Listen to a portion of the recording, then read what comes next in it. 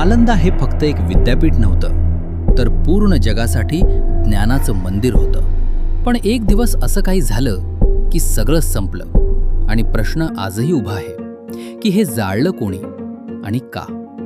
5व्या शतकात गुप्त सम्राट कुमारगुप्त यांनी नालंदाची स्थापना केली. इथे चीन, तिबेट, कोरिया अशा दूर दूर देशातून विद्यार्थी शिकायला यायचे. प्रसिद्ध प्रवासी वेन सांग इथे आले आणि त्यांनी लिहिलं की इथलं ज्ञान जगात कुठेही नाही. 9 मजली मोठं ग्रंथालय होतं, ज्यात लाखो पुस्तके होती. बौद्ध धर्म, विज्ञान, आयुर्वेद, गणित सगळ्याचं ज्ञान इथे मिळायचं. नालंदा म्हणजे त्या काळात पूर्ण आशियाला दिशा देणारं केंद्र होतं. पण प्रत्येक उजेडासोबत सावलीही असते. नालंदावर आधीही अनेक हल्ले झाले. हुणांनी नुकसान केलं, गौडांनीही हल्ला केला, पण नालंदा पुन्हा उभी राहिली. मात्र 12व्या शतकाच्या शेवटी एक भयंकर वादळ आलं. तुर्की सेनापती बख्तियार खिलजी बिहारकडे येत होता. त्याची नजर नालंदावर पडली. जिथे वेगळी विचारधारा जिवंत होती, त्याने आधी ओदंतपुरी मठ लुटला आणि मग नालंदावर हल्ला केला.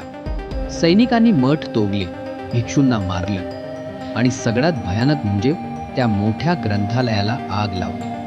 ज्वाळा इतक्या भयानक होत्या की म्हणतात ते ग्रंथालय 3 महिने सतत जळत होतं.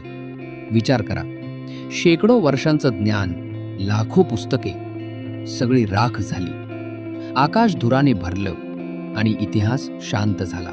पण अजूनही एक प्रश्न उरतो की फक्त एक आक्रमण कारणीभूत होतं का? काही इतिहासकार सांगतात की नालंदा आधीच कमकुवत झाली होती.